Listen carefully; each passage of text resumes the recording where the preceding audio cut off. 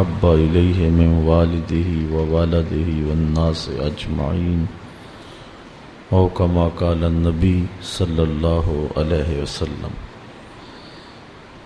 قال الله تعالى وتبارك وتعالى في القرآن المجيد والفرقان الحميد. بسم الله الرحمن الرحيم. إن الله وملائكته يصلون على النبي يا أيها الذين آمنوا صلوا عليه وسلموا تسليما. صلاة والسلام عليك يا رسول الله وعلى آلك وأصحابك يا محبوب رب العالمين.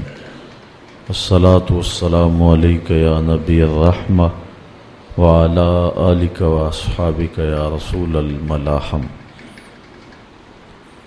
تمام حمد و ثنا، تعریف و توصیف اللہ جل مجدہ الکریم کی ذات بابرکات کے لیے، جو خالق کائنات بھی ہے اور مالک شش جہات بھی. اللہ جل وعلا کی حمد و ثنا کے بعد حضور نبی اکرم شفیع امم رسول محتشم نبی مکرم اللہ کے پیارے امت کے سہارے رب کے محبوب دانائے غیوب مالک رقاب امم فخر عرب و عجم والی کون و مکان سیاہ لا مکان سید انس و جاں سرور لالا رخاں نیر تاباں سر نشین ماہ وشاں ماہ خوباں شہنشاہ حسینہ تتمائے دوراں سر خیل زہرہ جمالاں جلوائے صبح ازل نور ذات لم یزل باعث تکوین عالم فخر آدم و بنی آدم نیر بطحا رازدار ما اوہا شاہد ما طغا صاحب علم نشرہ معصوم آمنہ احمد مجتبیٰ حضرت محمد مصطفیٰ صلی اللہ علیہ وسلم کے حضور ناز میں اپنی عقیدتوں، ارادتوں اور محبتوں کا خراج پیش کرنے کے بعد عالی مرتبت ذی وقار محترم محتشم سامعین، خواتین و حضرات، السلام علیکم ورحمۃ اللہ وبرکاتہ. محبت ایک ایسا جوہر ہے جو قلب انسانی کی زینت ہے. وہ دل بنجر ہے جو محبت کے جوہر سے خالی ہے. محبت کیا ہے، اس پر اہل علم، شعراء، ادبا اتنا کچھ کہہ چکے ہیں کہ اس کو بیان کرنے کے لیے ایک الگ عنوان چاہیے. لیکن میرے پیش نظر اس وقت شاعر مشرق علامہ اقبال علیہ رحمہ کا محبت کے عنوان سے ایک کہا گیا کلام ہے، جس میں انہوں نے محبت کے اجزائے ترکیبیہ اور یہ مقدس جوہر نسل انسانی میں کیسے منتقل ہوا، اس حوالے سے بانگ درا کی ایک نظم ہے جس کا عنوان ہی محبت ہے. اقبال کا لہجہ بہت خوبصورت ہے. اس عنوان سے اہل علم نے، اہل دانش و بینش نے، شعراء، ادیبوں اور اہل حکمت نے محبت کے بارے میں بڑی بڑی عمدہ باتیں کی ہیں. لیکن اقبال کا لہجہ بھی آپ دیکھیں کہ وہ محبت کو کہاں سے کھینچ کے انسان کے دل میں رکھتے ہیں.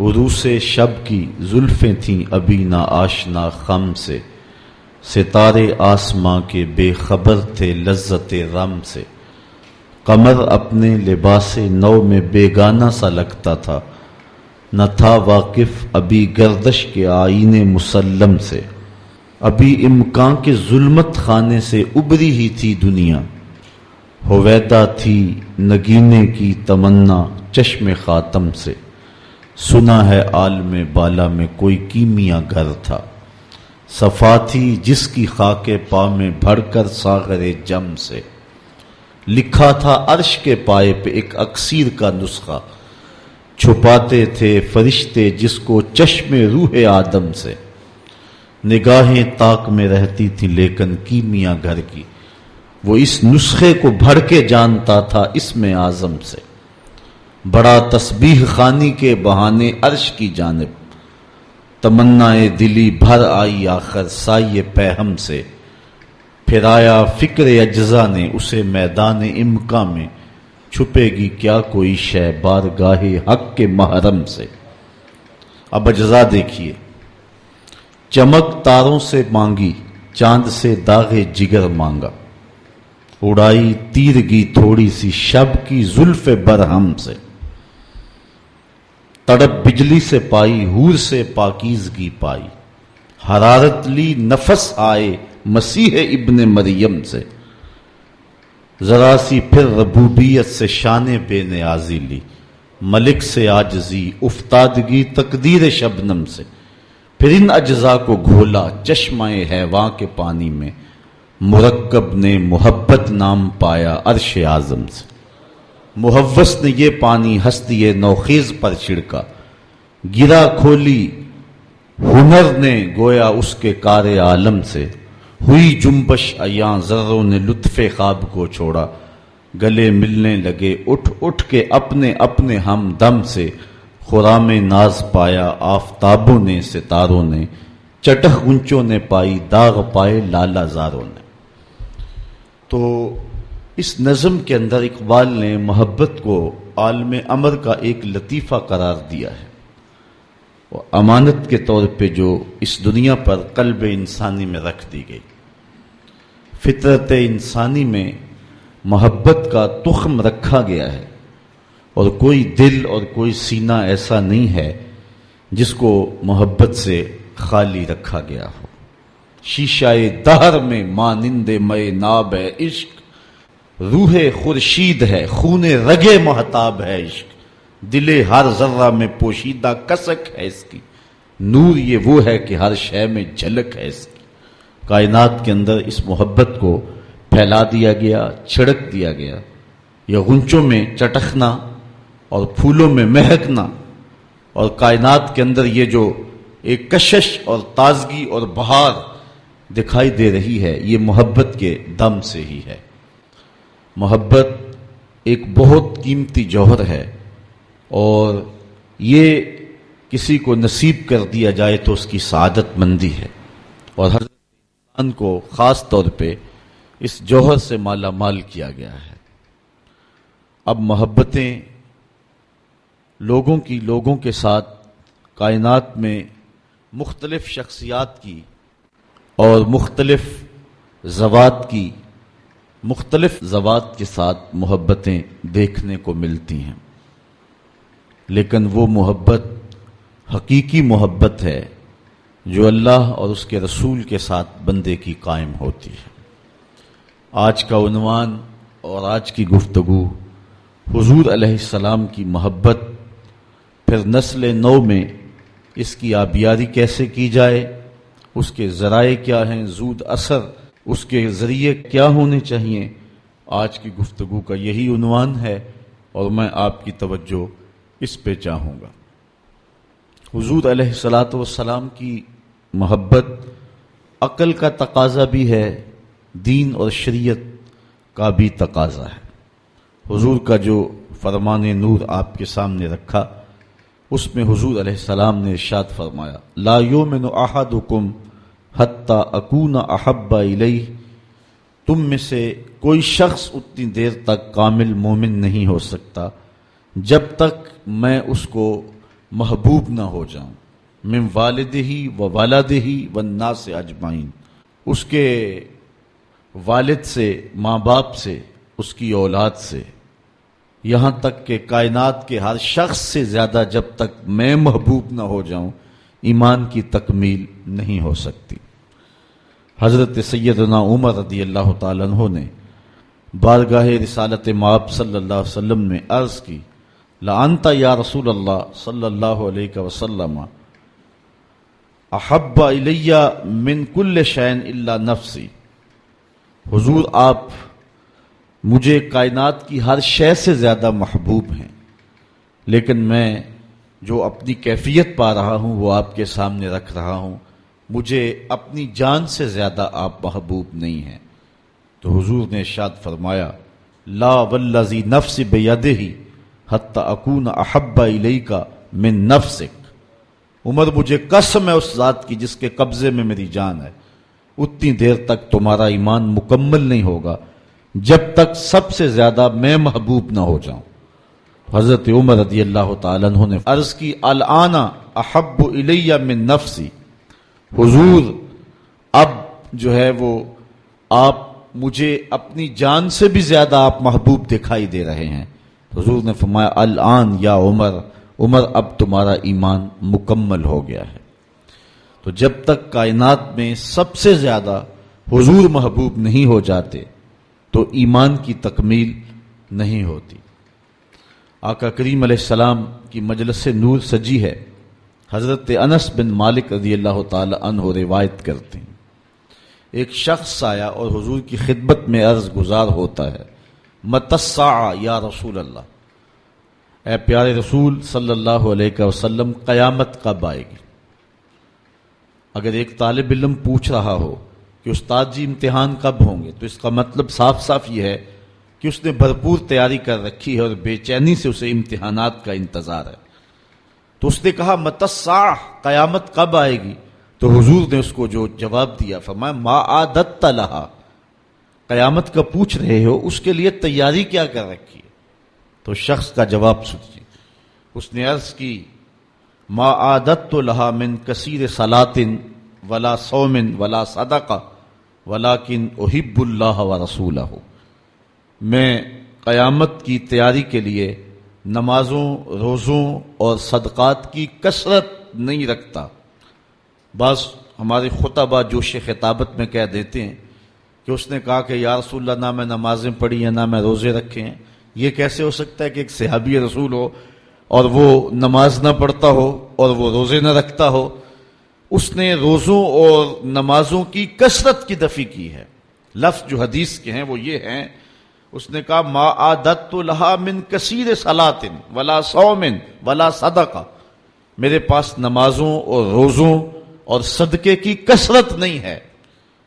اس بات پہ مجھے کوئی تیاری کی صورت میں ناز نہیں ہے کہ میرے پاس بہت ساری نمازوں کا ذخیرہ ہے، صدقات میں نے بہت سارے کیے ہیں، لیکن جو میری تیاری ہے وہ یہ ہے، ولیکن احب اللہ ورسولہ، میں اللہ اور اس کے رسول سے پیار کرتا ہوں، میری بس یہی تیاری ہے۔ تو اس جواب پر حضور علیہ السلام نے جو ارشاد فرمایا وہ سننے کے قابل ہے۔ آقا کریم علیہ السلام نے ارشاد فرمایا، انت مع من احببت، تو جس کے ساتھ محبت کرتا ہے اسی کے ساتھ ہوگا۔ اب حضرت انس بن مالک رضی اللہ تعالی عنہ اپنی رائے دیتے ہیں، فرماتے ہیں فما فرحنا بے قول النبی صلی اللہ علیہ وسلم انت مع من احببت، کہتے ہیں ایمان لانے کے بعد زندگی میں کبھی اتنی خوشی نہیں ہوئی تھی جتنی خوشی اس قول کو سن کے ہوئی کہ حضور علیہ السلام نے فرمایا کہ تم اس کے ساتھ ہوگے جس سے محبت کرتے ہو۔ تو حضرت انس رضی اللہ تعالی عنہ مزید فرماتے ہیں، انا احب النبی و ابا بکر و عمر و ارجو ان اکون بحبی ایاہم وان لم اعمل بمثل اعمالہم، کہتے ہیں میں اللہ کے رسول سے پیار کرتا ہوں، میں حضرت ابو بکر سے پیار کرتا ہوں، میں حضرت عمر سے پیار کرتا ہوں، اور ان کی محبت کی وجہ سے میری خوش نصیبی کہ میں ان لوگوں کے ساتھ ہوں گا، اگرچہ میرے اعمال ان کے اعمال جیسے نہیں ہیں، لیکن حضور کا یہ فرمان تو جس سے پیار کرتا ہے اس کے ساتھ ہوگا۔ فرماتے ہیں کہ پھر ہماری خوشی کی انتہا نہ رہی، اور ایمان لانے کے بعد صحابہ سب سے زیادہ اگر کسی قول پہ خوش ہوئے ہیں کسی بات پہ بہت زیادہ انہیں فرحت ہوئی ہے تو وہ اس بات پہ فرحت ہوئی ہے کہ حضور نے ارشاد فرمایا انتا ما من احببتا، تو اس کے ساتھ ہوگا جس کے ساتھ تو محبت کرتا ہے۔ مولا کائنات سید علی المرتضیٰ رضی اللہ تعالی عنہ اس محبت کی کہانی کو کتنے دل آویز پیرائے میں بیان کرتے ہیں۔ علاقوں کے لوگ جہاں پانی وافر ہے وہ اس مفہوم کو اتنی گہرائی سے نہیں سمجھ سکتے، لیکن صحرائی لوگ اس بات کو بڑی خوبی کے ساتھ سمجھتے ہیں کہ انہوں نے کس فصاحت اور کس بلاغت کے ساتھ حضور کے ساتھ اپنے پیار کا اظہار کیا۔ چلو آج کل ماہ سیام ہے تو روزہ کھلنے کے قریب جو کیفیت ہوتی ہے اس کو تصور میں رکھ لیں تو حضرت علی کے فرمان کو سنیں۔ کہتے ہیں کان رسول اللہ صلی اللہ علیہ وسلم احب الینا من اموالنا و اولادنا و آبائنا و امہاتنا من الماء البارد علی الظما۔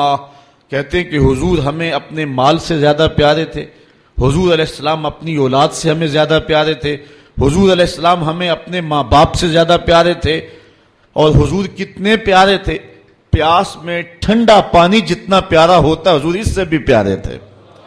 اللہ اکبر، ٹھنڈے پانی کی جو طلب ہوتی ہے اور اس کے لیے دل میں جو رغبتیں اور اس کے لیے جو دل میں خواہشات ہوتی ہیں حضور اس سے بھی پیارے تھے۔ مطلب کیا کہ پیاس میں ٹھنڈا پانی زندگی ہے، اگر وہ پانی میسر نہیں آتا تو پھر زندگی کا خاتمہ ہو جاتا ہے۔ تو حضرت علی نے بلاغت اور فصاحت کے لفظوں کے ساتھ اس کہانی کو بیان کیا کہ حضور اتنے پیارے تھے، صحرا میں جس طرح کوئی شخص ہو اور وہ پیاس میں بلبلا رہا ہو تو اس کو پانی مل جائے، پانی کا ملنا اس کے لیے زندگی کا ملنا ہے، تو کہتے ہیں اس پانی کو مل کر کے، اس پانی کو دیکھ کر کے، اس پانی کو پی کر کے، حاصل کر کے اتنی مسرت نہیں ملتی تھی جتنی مسرت حضور کا چہرہ دیکھ کے نصیب ہوا کرتی تھی۔ یہ حضور علیہ الصلوۃ والسلام کے پیار کا عالم ہے۔ حضرت عمر بن عاص رضی اللہ تعالیٰ عنہ فرماتے ہیں ما کان احد احب الیہ من رسول اللہ صلی اللہ علیہ وسلم، کہتے ہیں کہ جتنے حضور ہمیں پیارے تھے کائنات میں اتنا کوئی بھی پیارا نہیں تھا۔ جنگ احد کے موقع پہ آپ جانتے ہیں یہ خبر مشتہر کر دی گئی کہ حضور علیہ السلام کی شہادت ہو گئی۔ ایک انصاری خاتون بھی حضور علیہ السلام کی شہادت کی خبر سن کر کے جو بھی ملتا ہے اسے پوچھتی ہے حضور کا کیا حال ہے۔ کسی نے کہا تیرا باپ شہید ہو گیا، اس نے کہا مجھے سناؤ حضور کا کیا حال ہے۔ پھر آگے گئی تو کسی نے کہا کہ تیرا بھائی شہید ہو گیا، اس نے کہا کہ اللہ نے اس کو اچھا ٹھکانہ دے دیا، مجھے یہ بتاؤ کہ میرے رسول کا کیا حال ہے۔ آگے بڑھی تو کسی نے کہا کہ تیرا شوہر شہید ہو گیا، تو اس نے کہا کہ وہ ایک بہادر شخص تھا اور اس کو شہادت کی منزل مل گئی، مجھے یہ بتاؤ میرے رسول کا کیا حال ہے۔ تو لوگوں نے کہا کہ حضور خیر سے ہیں، تو اس نے کہا کہ مجھے جلدی لے جاؤ حضور کے پاس، میں حضور کا چہرہ دیکھنا چاہتی ہوں۔ جب آقا کریم علیہ الصلوۃ والسلام کو اس نے دیکھا تو اس نے تاریخ ساز جملہ کہا کل مصیبت بعد کا جلل، حضور آپ مل گئے ہیں تو کوئی مصیبت ہی نظر نہیں آتی۔ میرا شوہر چلا گیا، میرا بھائی شہید ہو گیا اور میرا باپ اس جنگ میں شہید کر دیا گیا، لیکن مجھے اس کا کوئی دکھ نہیں ہے، مجھے اس بات کی مسرت ہے کہ آپ خیر سے سلامت ہے۔ تو ہر مصیبت، ہر دکھ اور ہر اذیت جو ہے وہ مجھے گوارا ہے، میرے لیے وہ بہت چھوٹی مصیبت ہے، اور اگر آپ کو نہ پاتی تو یہ میرے لیے ایک بہت بڑی اذیت ہوتی اور ایک بہت بڑا امتحان ہوتا۔ حضور علیہ الصلوۃ والسلام کی محبت کے قصوں میں علماء نے حضرت زید بن الدسنہ کا قصہ انتہائی معروف اور محبت کی ایک عمدہ مثال کے طور پہ بیان کیا ہے۔ جنگ رجی کے موقع پہ حضرت زید بن دسنہ گرفتار کر لیے گئے تھے۔ کافروں نے حضرت زید کو پکڑ لیا اور پکڑ کر کے ان کو جو ہے وہ سولی پہ چڑھا دیا، ان کو جلتی ہوئی آگ کے انگاروں کے اندر رکھ دیا، اور پھر ان کو کہا کہ اے زید، اگر تمہاری جگہ تمہارا نبی ہوتا اور تم اپنے اہل و عیال کے ساتھ اپنے گھر میں چین سے بیٹھے ہوتے تو کیسا ہوتا؟ تو حضرت زید نے جو بات کہی وہ سننے کے قابل ہے۔ فرمانے لگے کہ تم یہ بات کہتے ہو کہ میری جگہ وہ ہوتے، مجھے تو یہ بھی گوارا نہیں ہے کہ حضور اپنے دیش میں بھی ہوں اور حضور کے پاؤں میں کانٹا بھی چبھ جائے۔ ابو سفیان اس وقت ابھی اسلام کی دولت سے مالا مال نہیں ہوا تھا، اس نے حضرت زید کے ان جذبوں کو دیکھ کر کے کہ ان کو آگ کے تپتے ہوئے کوئلوں پہ رکھا جا رہا ہے اور اس حالت میں یہ جملہ کہہ رہے ہیں، تو کہنے لگا کہ میں نے بڑے بڑے لوگوں کو دیکھا ہے لیکن جتنی محبت اصحاب محمد سے کرتے ہیں واللہ کسی کو اتنا پیار کرتے میں نے نہیں دیکھا ہے۔ حضور علیہ الصلوۃ والسلام کے ساتھ صحابہ کو اتنا پیار کیوں تھا؟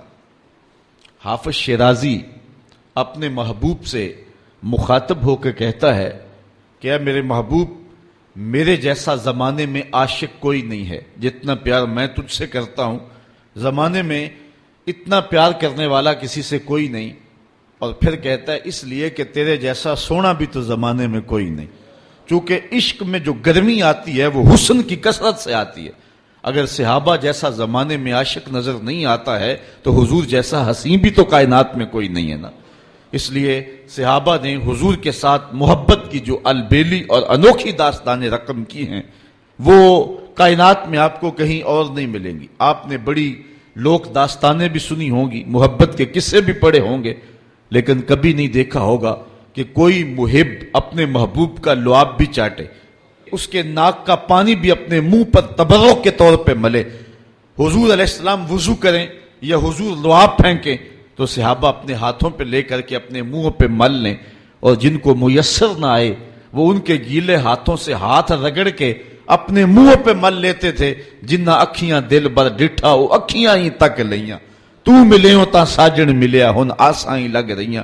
حضور کا جب وصال ہوتا ہے تو حضرت زید بن عبداللہ اپنے باغ کو پانی دے رہے ہیں تو کسی نے جا کے ان کو کہا کہ حضور کا انتقال ہو گیا ہے، تو انہوں نے یوں ہاتھ اٹھا کے کہا اللہم اذہب بصری حتی لا ارا بعد حبیبی محمد احدا، اے اللہ میری آنکھوں کی بینائی اچک لے، مجھے نہیں چاہیے یہ آنکھیں، حضور کے بغیر میں اب کسی اور کو نہیں دیکھنا چاہتا۔ اللہ تعالیٰ نے ان کی آنکھوں کی بینائی ان کی دعا پر جو ہے وہ واپس لے لی۔ کچھ لوگ ان کا حال پوچھنے گئے، جب پتا چلا ان کی بینائی چلی گئی ہے تو انہوں نے کہا بڑا افسوس ہوا ہے کہ تمہاری آنکھوں کی بینائی جاتی رہی، تو فرمانے لگے تمہیں افسوس ہوگا، مجھے تو کوئی افسوس نہیں، میں حضور کے چہرے کے بغیر کچھ دیکھنا ہی نہیں چاہتا۔ یہ پیار کی وہ انوکھی داستان ہے کہ جو آپ کو کائنات میں کہیں بھی نہیں ملے گی۔ حضرت حسان بن ثابت رضی اللہ تعالیٰ عنہ کے اشعار پڑھیں جو حضور کے وصال پہ انہوں نے کہے ہیں، اس میں وہ فرماتے ہیں حضرت حسان بن ثابت، کاش کہ مجھے کالا سانپ لڑ جاتا اور میری زندگی کا خاتمہ کر دیتا۔ سیدہ فاطمہ کہتی ہیں صبت علیہ مصائب لو انہا صبت علی الایام سرنا لیالیا، کہ میرے اوپر وہ مصیبتوں کے پہاڑ ٹوٹ پڑے ہیں، اگر وہ مصیبتیں جو ہے وہ روشن پر پڑتی تو وہ بھی سیاہ راتیں بن کے رہ جاتی۔ تو یہ محبتوں کی کیفیت، انسان تو انسان رہے۔ وہ غضبہ نامی اونٹنی جس پہ حضور سواری کیا کرتے تھے تو وہ حضرت سیدہ فاطمہ کی دہلیز پہ سر رکھ کے باقاعدہ آنسو بہایا کرتی تھی۔ وہ یافور نامی حضور کا دراز گوش قبیلہ بنو سلیم کے کنویں میں چھلانگ لگا کے اپنا خاتمہ کر لیتا ہے، جب حضور چلے گئے ہیں تو ہم نے جی کے کیا لینا ہے۔ حضرت امام احمد بن حنبل نے اپنی مسند کے اندر لکھا ہے کہ حضور کے گھر میں ایک چھوٹا سا ممولہ تھا، جب حضور گھر آتے تو وہ کسی گوشے میں بیٹھ کے حضور کو دیکھتا رہتا، اور آقا کریم علیہ السلام جب گھر سے چلے جاتے اس طرح تو وہ مضطرب ہو جاتا، کبھی چارپائی پہ آ جاتا، کبھی چھت پہ، کبھی نیچے، کبھی دائیں، کبھی اوپر۔ جب آقا کریم علیہ السلام دوبارہ گھر آتے فساکانہ تو اس کے دکھی دل کو قرار آ جاتا۔ اور اگر محبتوں کی کہانیاں اور الفتوں کی دل آویز داستان کو چھیڑنے لگوں تو میں تمہیں ایک ایسی البیلی اور انوکھی کہانی سناؤں گا جس کو حضرت امام بخاری نے اپنی صحیح سند کے ساتھ روایت کیا ہے کہ مسجد نبوی کا ماحول ہے۔ آقا کریم علیہ السلام منبر پہ جلوہ فراز ہوئے، ابھی خطبے کا آغاز ہی ہوا ہے کہ ایک جانب سے سسکیوں کی آواز آنے لگی، کوئی پھوٹ پھوٹ کے رو رہا ہے۔ صحابہ دائیں بائیں دیکھتے ہیں، رونے والا نظر نہیں آتا، اور رونے والا اس درد سے روتا ہے کہ سینوں کے اندر کلیجے پھٹتے دکھائی دیتے ہیں۔ اس کے لہجے میں گداز اتنا ہے اور درد اتنا ہے کہ صحابہ دائیں بائیں دیکھتے ہیں، رونے والا نظر بھی نہیں آتا، لیکن اس کے رونے کی ہچکیاں اور سسکیاں زہرا گداز ہیں، کلیجہ پگھلا دینے والی ہیں۔ اللہ اکبر۔ بلکہ امام سبودی نے اس واقعہ کو بڑی تفصیل کے ساتھ لکھا ہے کہ مسجد گونجنے لگی اور جو ہے وہ عجیب منظر پیدا ہو گیا۔ صحابہ حیرت زدہ ہیں کہ یہ ہوا کیا کہ رونے والا نظر بھی نہیں آ رہا اور آقا کریم ابھی خطبے کا آغاز بھی نہیں کیا، اور اس کی چسکیاں اور چیخیں جو ہیں وہ آسمان تک پہنچ رہی ہیں۔ فنزل النبی صلی اللہ علیہ وسلم عن المنبر، حضور ممبر سے نیچے اترے۔ آج پہلا دن تھا کہ حضور کے لیے ممبر بنا تھا، حضور ممبر پہ بیٹھے تھے۔ پہلے کھجور کے ایک تنے کے ساتھ ٹیک لگا کے حضور واز کیا کرتے تھے، آج ممبر بنا تو اس کو ایک سمت رکھ دیا گیا۔ رونے والا یہ وہ خشک تنا تھا جو حضور علیہ الصلوۃ والسلام کی جدائی کے اندر تڑپ رہا تھا۔ اس تنے ہنانا در ہجر رسول زارمی نالت چوں ارباب عقول۔ رومی کہتے ہیں کہ اس تنے ہنانا عاقل لوگوں کی طرح سسکیاں لے کے رو رہا ہے۔ آقا کریم علیہ السلام آئے اور اس تنے کو حضور نے اپنی باہوں میں لے لیا۔ جس طرح کوئی بچہ بچھڑا ہوا ماں کی گود میں آ جائے تو اس کی گھگی بن جاتی ہے، اس طرح اس کی گھگی بند گئی اور آقا کریم اس کے اوپر اپنا ہاتھ پھیرتے رہے اور بتدریج اس کی سسکیاں اور اس کا رونا کم ہوتا رہا۔ پھر تھوڑی دیر کے بعد آقا کریم دوبارہ ممبر پہ آئے، صحابہ سے ارشاد فرمایا کہ اے میرے صحابہ، لو لم افعل ہاکذا لہن الی یوم القیامہ، اگر میں ممبر سے اتر کر کے اپنے عاشق زار کو یوں تسلی نہ دیتا یہ قیامت تک روتا رہتا۔ حضرت امام محمد بن سیرین ایک بزرگ ہوئے ہیں، آپ فرمایا کرتے تھے کہ جب حضور کی محبت کا عالم یہ ہے کہ خشک لکڑیوں کو بھی جدائی برداشت نہیں ہے، تو حضور علیہ السلام کے جو غلام ہیں پھر ان کی محبت کا عالم کیا ہوگا۔ تو یہ انوکھا پیار اور محبت کی یہ ریت اور یہ رسم اہل ایمان کے اندر جاری رہی، اور آقا کریم علیہ الصلوۃ والسلام کا پیار اور حضور علیہ السلام کی محبت ان کا ایک بیش قیمت سرمایہ رہا ہے۔ امت مسلمہ اس وقت زوال پذیر ہوئی جب ان کے سینے سے حب رسول کو کھینچنے کی سازش کی گئی۔ اقبال کہتا ہے تو کیا جانتا کہ تیرے ساتھ کیا قیامت توڑی گئی، عہد ما ماراز ما بیگانہ کرد از جمال مصطفیٰ بیگانہ کرد۔ یہ جو فرقے گروہ بندیاں پیدا کی گئی اور حضور کی ذات کو وجہ نزاع بنا دیا گیا، آپ معتزلہ، مرجیہ، اندیہ، لا ادریہ اور جتنے بھی جو ہے وہ امت کے اندر انتشارات پیدا ہوئے ہیں، آپ ان سب کو دیکھ لیں، مطالعہ کر لیں، کبھی بھی حضور کی ذات وجہ نزاع نہیں بنی ہے۔ صفات پہ گفتگو ہوتی رہی ہے، خلق قرآن کا مسئلہ رہا ہے، کیا حرام رزق ہے یا نہیں ہے اس پہ بحث ہوئی ہے، کبیرہ کا مرتکب کافر ہے یا مومن ہے اس عنوان سے بحث ہوئی ہے۔ حضور کی ذات کبھی وجہ نزاع نہیں ہوئی۔ آقا کریم علیہ الصلوۃ والسلام کی ذات جو ہے وہ ہمیشہ امت کے اندر محبتوں کا مرکز رہی ہے، اور کبھی حضور کی ذات کے ساتھ جو ہے وہ کسی نے کوئی جو ہے وہ ایسی بات یا اس انداز کے ساتھ جو ہے وہ بات نہیں کی۔ سب سے پہلے بر صغیر پاک و ہند میں اور سلطنت عثمانیہ کو توڑنے کے لیے جب اغیار نے سازش کی تو اس وقت حضور کی ذات کو وجہ نزاع بنایا گیا، اور پھر ہمارا جو حال ہوا امت کا شیرازہ بکھر کے رہ گیا۔ حضرت شیخ عبدالحق محدث دہلوی علیہ رحمہ بر صغیر پاک و ہند میں، جنہیں محدث علی الاطلاق کہتے ہیں، تمام مکاتب فکر کے لوگ حضور علیہ الصلوۃ والسلام کے اس غلام اور دین متین کے اس سپاہی اور بر صغیر میں حدیث رسول کے اجالے بانٹنے والے اس محدث کو اپنا امام اور مقتدا مانتے ہیں۔ آپ مدارج النبوہ میں لکھتے ہیں کہ اللہ کا شکر ہے بہت سارے اختلافات امت کے اندر موجود ہیں، لیکن حضور علیہ السلام کی حیات طیبہ کے بارے میں کم از کم میرے دور تک تو کوئی اختلاف نہیں ہے۔ یہ شیخ اپنی کتاب میں لکھتے ہیں۔ تو اب اس کے بعد اس عنوان سے بھی امت میں اختلاف پیدا ہوا، تو مطلب یہ ہوا کہ یہ شیخ کے بعد کی کہانیاں ہیں۔ اس طرح توسل، استغاثہ، ندا اور یہ جتنے بھی عنوانات اختلاف کے ہیں، امت میں ایسے عنوانات سے پہلے اختلاف نہیں تھا۔ تو اقبال نے اس نبض پہ ہاتھ رکھا اور جو ہے وہ امت کے اس دکھڑے کو بیان کیا کہ عہد ما ماراز ما بیگانہ کر، ہمارے دور نے ہمیں ہم سے دور کر دیا ہے، از جمال مصطفیٰ بیگانہ کر، اس لیے کہ حضور کی ذات سے ہمیں دور کر دیا ہے۔ اور اقبال امت کا علاج، اسی میں سمجھتا ہے کہ اس درماندہ قوم کو پھر حضور کی دہلیز پہ لے آئیں۔ اقبال کے فلسفے میں جو درد ہے، شکوے کے رنگ کے اندر ان کی کیفیات دیکھنے کو ملتی ہیں اور باقی ان کے کلام کے اندر، لیکن جواب شکوہ کے اندر وہ امت کا علاج بتا رہا ہے۔ یہ جو شکوہ ہے یہ ایک تشخیص ہے مرض کی، اور جو جواب شکوہ ہے یہ اس کی تدبیر ہے، اس کا علاج ہے۔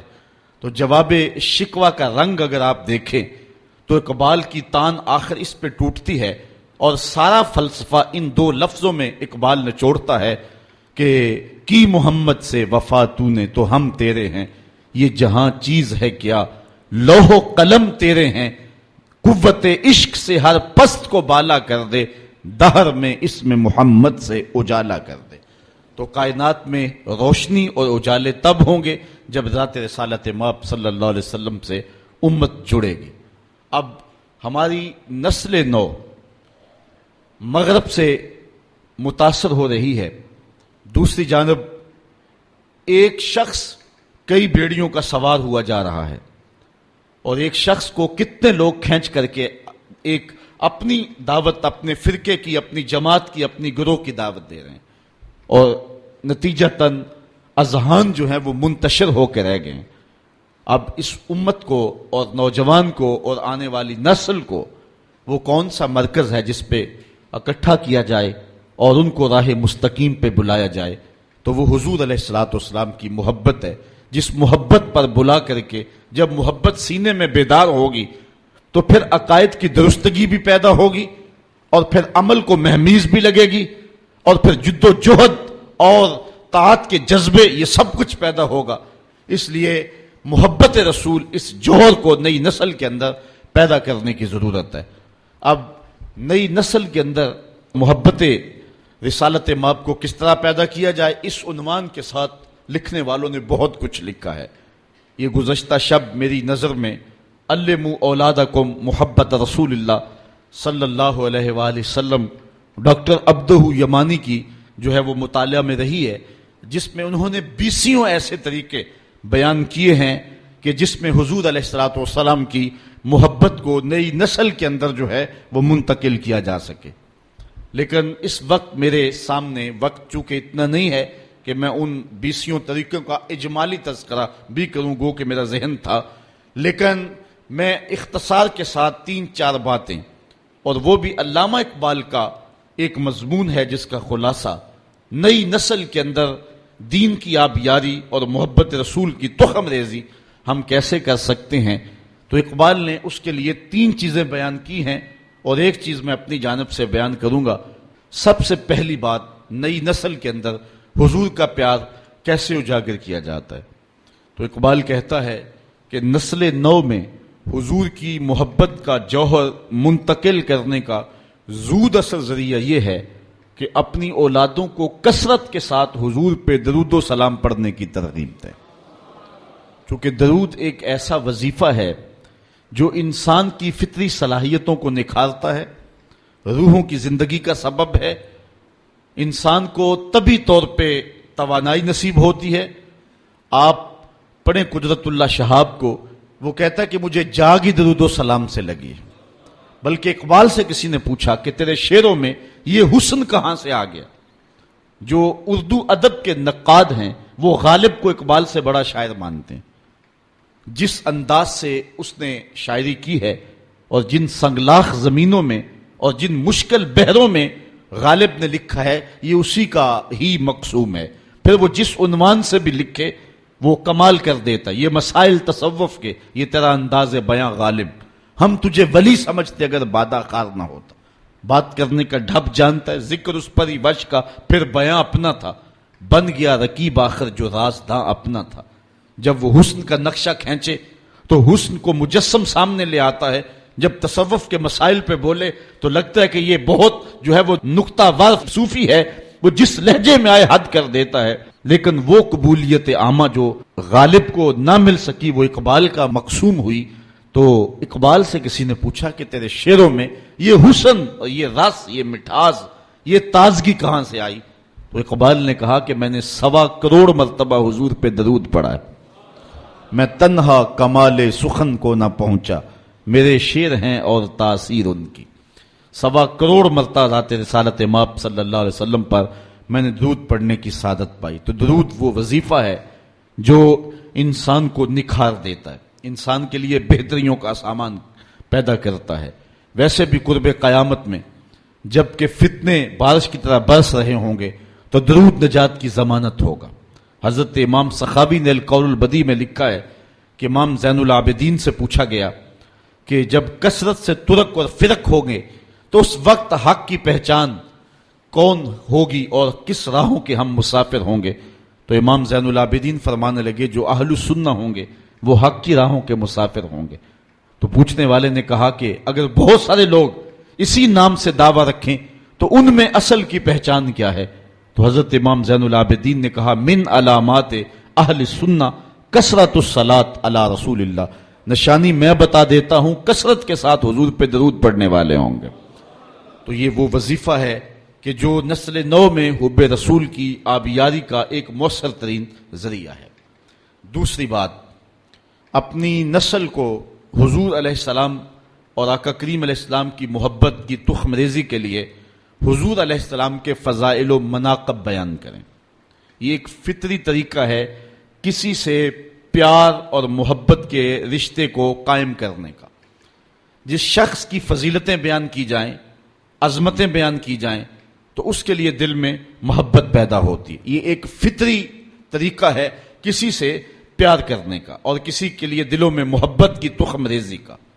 آقا کریم علیہ السلام کے معجزات ہیں، حضور علیہ السلام کا فضل و شرف ہے، حضور علیہ السلام کے مناقب ہیں، انبیاء علیہ السلام پر حضور علیہ السلام کی فضیلت ہے، حضور علیہ السلام کو جو شان اور خصوصیات عطا کی گئی ہیں ان خصوصیات کو امت کے نوجوانوں کے سامنے، نئی نسل کے سامنے رکھیں گے تو اس کا لازمی نتیجہ یہ ہے کہ نئی نسل کے سینے میں حضور علیہ السلام کا پیار پیدا ہوگا۔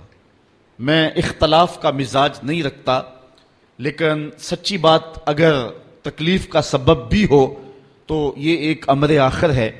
بات اصول کی ہے کہ اگر یہ بحث چھیڑی جائے کہ نبی دیوار کے پیچھے بھی نہیں جانتا تو مجھے بتاؤ کہ نسل نو کے سینے میں نبی کا پیار پیدا ہوگا؟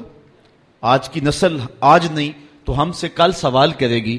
سائنس تو زمین کی تہ میں چھپے ہوئے معدنیات بھی دیکھ لیتی ہے، پہاڑوں کی رگوں میں سونا کتنے فیصد پایا جا رہا ہے، جدید زمانے میں یہ بھی دیکھا جاتا ہے۔ سمندر کی تہ میں موتی اور گھونگے کس سائز میں ہیں تو جدید سائنس سے یہ بھی ممکن ہو گیا ہے کہ اس سائز کو بھی دیکھ لیا جاتا ہے، معدنیات کہاں اور کتنے پائے جاتے ہیں۔ یہ ایک انسانی عروج ہے اور انسانی بانکپن ہے جب انسانی نظر کا کمال اور انسانی دوربین کی رسائی پہاڑوں کی رگوں تک ہو گئی ہے اور زمین کی تہوں تک انسان پہنچ گیا ہے تو کیا نبی دیوار کے پیچھے بھی نہیں جانتا؟ یہ بے بسی کی کہانی نہیں ہے تو اور کیا ہے؟ نئی نسل کو بتانا پڑے گا۔ یہ کسی نے اپنے دور میں اندھیرے میں بیٹھ کے لکھ دیا، حقیقت ایسی نہیں ہے۔ نبی تو نبی رہا، نبی کا غلام حضرت عمر منبر پہ بیٹھا ہے، نہامد میں جنگ ہو رہی ہے، 1 مہینے کی مسافت ہے، حضرت ساریہ امیر لشکر ہیں، راستے میں دیوار کیا کئی پہاڑ کھڑے ہیں، حضرت ساریہ آگے بڑھ کے جوش میں حملہ کرنے لگے، دشمن پیچھے سے آ کے جو ہے وہ حملہ آور ہونے لگا، حضرت عمر خطبہ دے رہے تھے، رہا نہ گیا، یہیں سے بولے یا ساریہ الجبل، اے ساریہ پہاڑ کو نہیں چھوڑنا، یہ شان ہے خدمت گاروں کی، سرکار کا عالم کیا ہوگا۔ یہ تو نبی کے غلام کی نگاہوں کا عالم ہے کہ وہ پہاڑوں کے پیچھے دیکھ رہا ہے، تو جو نبی ہے اس کی شان کا عالم کیا ہوگا۔ تو اگر اپنی اولاد کو اس طرح کے مسئلے بتائیں گے اور اس طرح کی باتیں بیان کریں گے تو وہ حضور کی ذات سے دور ہوں گے، حضور سے قریب نہیں ہوں گے۔ بات اختلاف کی نہیں، اصول کی ہے۔ آج کی اس انسانی عروج کی اور انسانی کمال کی اور مادی ترقی کے اس زمانے میں اگر یہ کہا جائے کہ نبی کسی چیز کا اختیار نہیں رکھتا تو یہ کتنی عجیب سی بات ہے۔ آج تو انسان زمین کی تنابیں تھام چکا ہے، آج تو چاند کی چھاتی روندی جا چکی ہے، مریخ کے سفر کی تیاریاں ہیں، ایٹم کا کلیجہ شک کیا جا چکا ہے، پوری دنیا گلوبل ولیج بن چکی ہے، پانی کی تہوں تک انسان کی رسائی ہے۔ اور کسی زمانے میں ہم کہتے تھے کہ کمان سے نکلا ہوا تیر واپس نہیں آتا، لیکن آپ کے پاس یہ سسٹم موجود ہے کہ آپ فائر کر چکے ہیں، بعد میں پروگرام بن گیا کہ نہیں اس کو ہدف سے ہٹانا ہے تو آپ بٹن دبائیں، نکلے ہوئے میزائل کا رخ بدل سکتے ہیں، اس کو راستے میں توڑنا چاہیں تو توڑ سکتے ہیں۔ یہ انسانی دسترس اور انسانی اختیار کی دل آویز کہانی ہے کہ انسان نے سورج کی شعاؤں کو مسخر کر لیا، زمین کی تنابیں تھام لی اور دھرتی کا کلیجہ اس کے ہاتھ میں ہے، اور وہ آنے واحد کے اندر کہاں سے کہاں تک جا رہا ہے، ہوائیں اس کی قید میں ہیں، فضائیں اس کی دست میں ہیں۔ جب انسان نے یہ مادی ترقی قائم کر لی تو کیا نبی کسی چیز کا اختیار نہیں رکھتا؟ یہ کتنی عجیب اور بے تک کی بات ہے۔ نبی کے اختیار کی کہانی سننی ہے تو آؤ نبی کی عظمتوں کو دیکھیں۔ نبی انگلی اٹھائے چاند کے ٹکڑے ہو جائیں، سورج پلٹ کے اثر کے وقت پہ آ جائے، اور سڑیاں کو جوراں اگا جان دائے، اور پتھراں نو کلمے پڑھا جان دائے، قطرے کو سمندر ذرے کو ستارہ کرتے ہیں، کونین کو خم آ جاتا ہے جب زلف سمارا کرتے ہیں۔ آج انسانی دسترس اور اختیار کی کہانی کی دل آویزیاں یہ ہیں کہ کمان سے نکلے ہوئے تیروں کے رخ موڑے جا رہے ہیں اور میزائلوں کے راستے اور ہدف تبدیل کیے جا رہے ہیں۔ آؤ حضور کی دہلیز پہ دستک دیتے ہیں۔ حضرت عبداللہ ابن عباس روایت کرتے ہیں، باب المعجزات مشکات اٹھائیں، فرماتے ہیں کہ ایک شخص حضور کی خدمت میں حاضر ہوتا ہے، وہ بدو عرض کرتا ہے کہ حضور اگر حاضل از یہ کھجور کا پکا ہوا خوشہ آپ اس کو اشارہ کریں اور یہ ٹوٹ کے آپ کی جھولی میں آ گرے تو میں آپ کو اللہ کا نبی مان لوں گا۔ حضور نے فرمایا تب تم مان لو گے؟ اس نے کہا انکار کی گنجائش نہیں رہے گی۔ حضور اشارہ کرتے ہیں، گچھا ٹوٹ کے جھولی میں آ گرتا ہے، ادھر گچھا پہنچتا ہے، ادھر اس کے لبوں پہ کلمہ جاری ہو جاتا ہے۔ اب آقا کریم ان کھجوروں کو بانٹ بھی سکتے تھے، اس شخص کے ایمان لانے کی خوشی میں شیرینی بٹ جاتی اور قیامت تک ان لوگوں کے لیے افتخار ہوتا، فخر ہوتا کہ کچھ صحابہ نے معجزے کی کھجوریں کھائی ہیں۔ لیکن آقا کریم علیہ السلام جانتے تھے قیامت کے قرب میں تیروں کے رخ موڑے جائیں گے اور انسانی کمال اور اختیار کی کہانی یوں دل آویز ہوگی۔ آقا نے وہ کھجوریں بانٹی نہیں، بلکہ اس پکے ہوئے کھجوروں کے خوشے سے مخاطب ہو کے کہا تجھے جس کام کے لیے بلایا وہ تو ہو گیا، اب واپس جا کے شاخ سے جڑ بھی جا۔ صرف اتارنا نہیں جانتے، ان کو واپس جوڑنا بھی جانتے، چاند کے ٹکڑے ہی نہیں کرنا جانتے، اصلی حالت کے اندر ان کو پلٹانا بھی جانتے ہیں۔ یہ نبی کے اختیار کی دل آویز کہانی ہے۔ تو نئی نسل کو وہ باتیں نہ سنائیں کہ جن سے نئی نسل دور ہو، بلکہ آج کی سائنس بہت عروج اور بہت ترقی کر چکی ہے، لیکن جو عروج میرے رسول نے پایا ہے یہ سائنس اور یہ مادی ترقی اس کی گرد کو بھی نہیں چھو سکتی۔ آج دنیا چاند پہ جا کے فخر کر رہی ہے، میرا نبی چاند کو قدموں میں بلا کر بھی فخر نہیں کر رہا۔ اور پھر معراج کی شب میرے رسول وہاں پہنچے ہیں جہاں کسی کا تصور بھی نہیں پہنچا۔ کوئی فلک تے رہ یار گیا، کوئی جا سدرا تے ہار گیا، ایک کالیاں زلفاں والا سی جڑا عرش تو بھی لنگ پار گیا۔ کوئی حد ہے ان کے عروج کی، بلغل اولاب کمال ہی۔ یہاں امام احمد رضا کا اسلوب دیکھیے، خرد سے کہہ دو کہ سر جھکا لے، گماں سے گزرے گزرنے والے، یہاں خود پڑے ہیں جہت کو لالے، کوئی کیا بتائے کدھر گئے تھے، کوئی حد ہے ان کے عروج کی، بلغل اولاب کمال ہی۔ تو نسل نو کو حضور کا پیار دینے کے لیے آقا کریم کے فضائل و مناقب بیان کرنے پڑیں گے۔ تیسری بات، نسل نو کو حضور علیہ السلام کی محبت اور حضور کا پیار دینے کے لیے حضور کے حسن و جمال کا تذکرہ سنانا پڑے گا۔ کائنات میں انسان کی یہ طبع ہے اور فطری مجبوری ہے کہ حسن کی طرف اس کا میلان ہوتا ہے، اور یہ میلان طبعی ہے۔ تو اس لیے نئی نسل کو حضور کے حسن کے قصیدے بیان کرنے پڑیں گے۔ علماء نے باقاعدہ اس پہ کتابیں تصنیف کی ہیں۔ امام ترمذی کی شمائل ترمذی اسی عنوان کے ساتھ ہے، اس میں حضور علیہ السلام کے ناخن انور سے لے کر کے سر کے بالوں تک حضور کے ایک ایک عضو کا تذکرہ بیان کیا گیا ہے۔ تو نسل نو کو حضور کے حسن کا تذکرہ سنانا پڑے گا تاکہ ان کے سینے میں حضور کا پیار پیدا ہو۔ یہ عنوان اپنے دامن میں بڑی وسعت رکھتا ہے، لیکن ایک حدیث سن لیں۔ حضور کے صحابہ میں ایک نام ہے حضرت ابو طفیل کا، یہ سب سے آخری صحابی ہے۔ حج کا موسم ہے، اونچے ٹیلے پہ کھڑے ہو گئے اور لوگوں سے مخاطب ہو کے کہا لوگوں اس وقت روئے زمین پہ میرے علاوہ کوئی نہیں جس نے حضور کو دیکھا ہو، آؤ مجھ سے حضور کی باتیں سنو۔ لوگ اکٹھے ہو گئے اور کہا صف لنا رسول اللہ صلی اللہ علیہ وسلم، ہمیں حضور کا حلیہ بیان کر دیجیے۔ تو انہوں نے 3 لفظوں میں حضور کا حلیہ بیان کیا، کان رسول اللہ صلی اللہ علیہ وسلم ابیض ملیحا مقصدا، ایک چٹے رنگ کے تھے، ایک حسن نمکین تھا، ایک ہر معاملے میں توازن تھا۔ آخری بات میرے عنوان کی، ورنہ اس عنوان سے بہت کچھ کہا جا سکتا ہے۔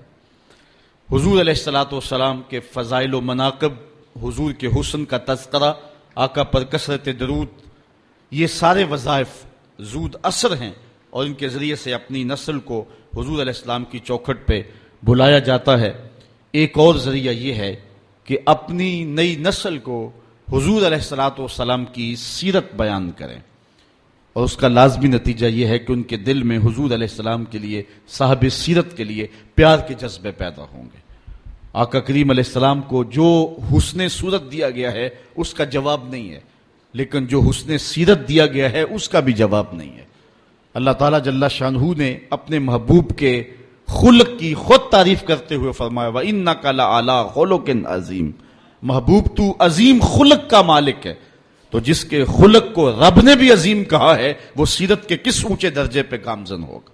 اس لیے اپنی نئی نسل کو اس عنوان کے ساتھ آگاہی دے کر کے اپنی نئی نسل کو حضور کی محبت کی طرف بلایا جائے گا۔ ایک بات اور عرض کروں جاتے ہوئے، وہ یہ کہ اپنی اولادوں کے دلوں کے اندر اس بات کا احساس پیدا کیجئے اور اس مسرت اور اس خوشی کا وہ اظہار کریں کہ ہم حضور کی امت ہیں، اور یہ احساس فرحت کا اور انبساط کا حضور علیہ الصلوۃ والسلام کی قربت کا سبب بنے گا۔ اور صحابہ اس بات پہ فخر کیا کرتے تھے، اور ابھی آپ نے روایت سنی کہ سب سے زیادہ خوشی صحابہ کو اگر کسی بات کی ہوتی تو ایمان لانے کی ہوتی۔ تو حضور علیہ الصلوۃ والسلام کی صورت میں جو کرم نوازی ہوئی، 1,00,000 انبیاء علیہم السلام ہیں، لیکن جو اعزاز اللہ نے اپنے محبوب کو عطا کیا وہ کسی اور کا مقسوم نہیں ہے، شرف مکان کا نہیں ہوتا، مکین کا ہوتا ہے۔ تو جس طرح حضور نبیوں سے افضل ہیں، حضور کے صدقے سے حضور کی امت جو ہے وہ ساری امتوں سے افضل ہے۔ کنتم خیر امت اخرجت للناس، کبھی ہم تنہائی میں بیٹھ کے سوچے ہم اس قابل ہیں کہ اتنا بڑا اعزاز دیا گیا؟ یہ مجھے اور آپ کو کہا گیا کہ تم بہتر امت ہو، میری خوش قسمتی میں تیرا امتی۔ میرے بزرگ ایک شعر پڑھا کرتے تھے اور ان کے اوپر ایک محویت کا عالم طاری ہوتا تھا، محمد جانے جانا ہے پیغمبر ہو تو ایسا ہو، محمد جانے جانا ہے پیغمبر ہو تو ایسا ہو، رسولوں کی بشارت سے مبشر ہو تو ایسا ہو، امر توقیر کا سب کو موقر ہو تو ایسا ہو، کیا ہم کو غلام ان کا مقدر ہو تو ایسا ہو۔ اس پہ جتنا بھی ناز کریں کم ہیں۔ حضرت حسان بن ثابت رضی اللہ تعالی عنہ کبھی جھوم کے پڑھا کرتے تھے، منا علینا ربنا ام باس فینا محمدا، ہمارے رب نے تھوڑا احسان کیا ہے کہ محمد عربی عطا کر دیے۔ اور آپ اس منظر کو نہیں بھول سکتے جب مدینے میں حضور جلوہ فراز ہوتے ہیں اور بنو نجار کی بچیاں ہاتھوں میں دفیں لیے حضور کی آمد کے ترانے پڑھ رہی ہیں، طالع البدر علینا من ثنیۃ الوداع وجب الشکر علینا ما دعا للہ داعی ایھا المبعوث فینا جیتا بالامر المطاع۔ اور وہ کتنی خوشی کے ساتھ ان کے لہجے کا بانک پن دیکھیے، انداز دیکھیے، انت شرفت المدینہ مرحبا یا خیر دائی فلبسنا صوب یمن بعد تلفیق الرقاع۔ وہ بچیاں پڑھتی ہیں کہ ہم تو پیوند لگے کپڑے پہنا کرتی تھیں، ہم تو غریب گھروں کی بچیاں ہیں، لیکن آج کیا ہوا کہ ہم نے خوبصورت کپڑے پہنے ہوئے ہیں، ہم نے یمنی حلے پہنے ہوئے ہیں۔ کہا حضور ہم اس قابل تو نہیں تھی، ہم تو غریب لڑکیاں تھیں، لیکن آج یمنی حلے ہم نے جو پہنے ہیں اس چاؤ خوشی میں پہنے ہیں کہ آپ جلوہ گر ہو گئے ہیں۔ تو اس شوق میں، اس محبت میں اپنی نئی نسل کو ہم جو ہے وہ حضور علیہ الصلوۃ والسلام کے بالخصوص موسم میلاد میں ان کے لیے محبتوں کے سامان کریں، تاکہ ان کے لیے حضور علیہ الصلوۃ والسلام کی محبتوں کا جوہر اور چمکے اور جھلکے اور سینے روشن ہوں۔ اللہ تعالیٰ یہ دولت بیدار ہم سب کو نصیب فرمائے۔ کل دوبارہ حاضری ہوگی تو عنوان ہوگا محبت اہل بیت۔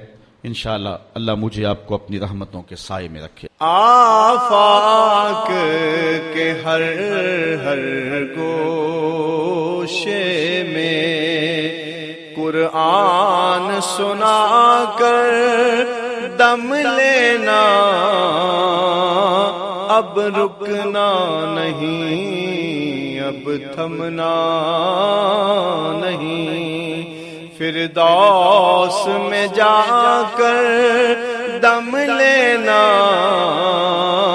آفاق کے ہر ہر گوشے میں قرآن سنا کر دم لینا، اب رکنا نہیں، اب تھمنا نہیں۔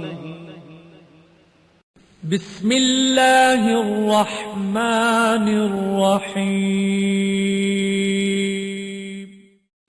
ہم جہد و عزیمت کے راہی، ہم جہد و عزیمت کے راہی، منزل پہ جا کر دم لیں گے، میدان عمل میں نکلے ہیں، میدان عمل میں نکلے ہیں، باطل کو مٹا کر دم لیں گے، ہم جہد و عزیمت کے راہی، منزل پہ جا کر دم لیں گے، آفاق کے ہر ہر گوشے میں، آفاق کے ہر ہر گوشے میں قرآن سنا کر دم لیں گے، اب رکنا نہیں،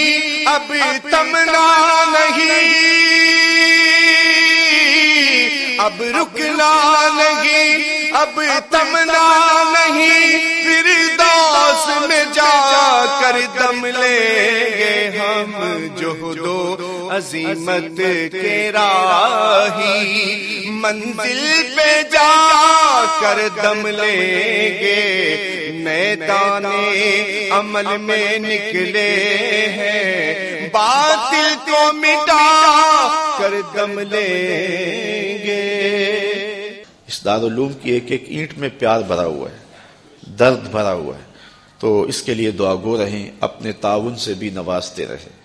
اللہ کی توفیق سے یہ ایک مرحلہ تقریباً تکمیل کے قریب ہے۔ ہم نے چاہا یہ تھا کہ 3.5 لاکھ روپے کا ایک ستون بما اوپر والا چھت اور فرشی لینٹر جو پڑا ہے، یہ 3.5 لاکھ روپے کا ایک بنتا ہے، تو اگر ہمیں 99 لوگ مل جائیں تو یہ سارا مکمل ہو جائے، لیکن 47 لوگ ہمیں مل سکے، چونکہ 3.5 لاکھ روپے ہم نعت خاں کو دے لیتے ہیں، مدرسے کو دینا ہمارے لیے مشکل ہے، ہمارا مزاج ایسا بنا ہوا ہے، تو پورے ملک کے اندر اتنے لوگ ملے، اللہ ان کے رزق میں بے پناہ برکتیں عطا فرمائے۔ باقی جن لوگوں نے انفرادی طور پہ کوشش کی، 2، 5، 7، 8، 10، 20 ہزار جتنی توفیق کوئی شامل ہوئے، تو یہ اتنا کام مکمل ہوا، اور یہ تھوڑا سا حصہ ہم نے یہ کچھ قرض لے کر کے ڈالا ہے، اور آگے والا حصہ بھی ہم نے جو ہے وہ تعمیر کرنا ہے۔ جب اوپر والی چھت کا مرحلہ پہنچے گا تو ایک ستون بما چھت کے صرف 2 لاکھ روپے تک جو ہے وہ ممکن ہوگا۔ احباب اگر اس حوالے سے جو ہے وہ تعاون فرمائیں۔ جامعۃ المصطفیٰ کے جو ماہانہ اخراجات ہیں اس سلسلے کے اندر باہر سے معاونت فارم اگر وصول کر لیں، ایک بچے کا اوسط خرچہ تقریباً 1200 سے 1500 روپے تک ہے۔ اگر ایک بچے کا خرچہ اپنے ذمے لے لیں، ہمارا نمائندہ ہر مہینے وصول کر لے گا، تو یہ ایک تعاون کی صورت ہوگی۔ بہرحال جس طرح جس سے بن پڑے، اپنے مرحومین کے صالح ثواب کے لیے، اس کی تعمیر کے لیے آپ نے کوشاں رہنا ہے۔ جس نے ایک پائی بھی اس جامعہ کے لیے خرچ کی، اے اللہ اس کو جزائے جزیل دے۔ جس نے گزرتے ہوئے پیار کی نظر سے دیکھ بھی لیا، اس کو بھی جزائے